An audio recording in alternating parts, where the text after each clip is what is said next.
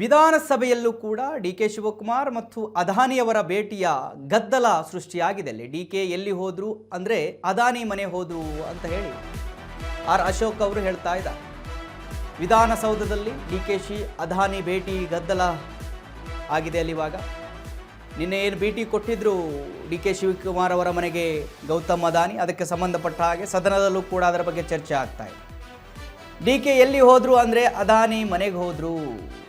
ಡಿ.ಕೆ. ಮನೆಗೆ ಅದಾನಿ ಯಾಕೆ ಬಂದರು ಅಂತ ಹೇಳಿ ಆರ್ ಅಶೋಕ್ ಅವರು ಪ್ರಶ್ನೆ ಮಾಡ್ತಾ ಇದ್ದಾರೆ. ಪಾರ್ಕ್ಗಳ 5% ಜಾಗ ತೆಗೆದುಕೊಂಡು ರಿಯಲ್ ಎಸ್ಟೇಟ್ ಆಗ್ತಾ ಇದೆ. ಅದಾನಿ ಜೊತೆ ಡಿ.ಕೆ. ಶಿವಕುಮಾರ್ ಶಾಮೀಲು ಅಂತ ಹೇಳಿ ಆರ್ ಅಶೋಕ್ ಅವರು ಹೇಳ್ತಾ ಇದ್ದಾರೆ. ಟನಲ್ ರೋಡ್ ಮಾಡಲು ಸ್ಯಾಂಕಿ ಟ್ಯಾಂಕಿ ಬಳಿ ಜಾಗ, ಲಾಲ್ಬಾಗ್ನಲ್ಲಿ 10 ಎಕರೆ ಜಮೀನು ಕೊಟ್ಟಿದ್ದಾರೆ. ಕಾಂಗ್ರೆಸ್ ಪಾರ್ಕ್ ಜಮೀನು ಕೂಡ ಬಿಡ್ತಾ ಇಲ್ಲ ಅಂತ ಹೇಳಿ ಆರ್ ಅಶೋಕ್ ಅವರು ಹೇಳ್ತಾ ಇದ್ದಾರೆ. ನೋಡಿ, ನಿನ್ನೆ ಗೌತಮ್ ಅದಾನಿ ಅವರು ಡಿ.ಕೆ. ಶಿವಕುಮಾರ್ ಅವರ ನಿವಾಸಕ್ಕೆ ಭೇಟಿಯನ್ನು ಕೊಟ್ಟು ಹಲವು ವಿಚಾರಗಳ ಬಗ್ಗೆ ಚರ್ಚೆ ಮಾಡಿದರು. ನಿನ್ನೆ ಎಲ್ಲ ವಿಪಕ್ಷಗಳಿಂದ ಬಹಳ ವಿರೋಧ ಕೂಡ ಕೇಳಿಬರ್ತಾ ಇತ್ತು. ಕೇಂದ್ರದಲ್ಲಿ ಅವರನ್ನು ವಿರೋಧಿಸ್ತಾರೆ, ರಾಜ್ಯದಲ್ಲಿ ಅವರಿಗೆ ರೆಡ್ ಕಾರ್ಪೆಟ್ ಹಾಕಿದ್ದಾರೆ ಅಂತ ಹೇಳಿ ನಿನ್ನೆ ಕೂಡ ಆರ್ ಅಶೋಕ್ ಅವರು ಪ್ರೆಸ್ ಮೀಟ್ ಮಾಡುವಾಗ ಈ ಮಾತನ್ನು ಹೇಳಿದರು. ಇವತ್ತು ಕೂಡ ಸದನದಲ್ಲಿ ಇದೇ ಗದ್ದಲ ಆಗಿದೆ. ಡಿ.ಕೆ. ಶಿವಕುಮಾರ್ ಮತ್ತು ಗೌತಮ್ ಅದಾನಿ ಅವರಿಬ್ಬರ ಭೇಟಿ ಬಗ್ಗೆ ಸದನದಲ್ಲಿ ಚರ್ಚೆ ಆಗಿದೆ. ಆರ್ ಅಶೋಕ್ ಅವರು ಪ್ರಶ್ನೆ ಮಾಡಿದ್ದಾರೆ, ಯಾಕೆ ಭೇಟಿಯಾಗಿದ್ದಾರೆ ಅಂತ ಹೇಳಿ. ನಿನ್ನೇನು ಡಿ.ಕೆ. ಶಿವಕುಮಾರ್ ಅವರ ಮನೆಗೆ ಅದಾನಿ ಅವರು ಭೇಟಿ ಮಾಡಿ ಹಲವು ವಿಚಾರಗಳಿಗೆ ಚರ್ಚೆ ಮಾಡಿದ್ರು. ಅದಕ್ಕೆ ಸಂಬಂಧಪಟ್ಟ ಹಾಗೆ ಇವತ್ತು ಸದನದಲ್ಲಿ ಚರ್ಚೆ ಆಗಿದೆ.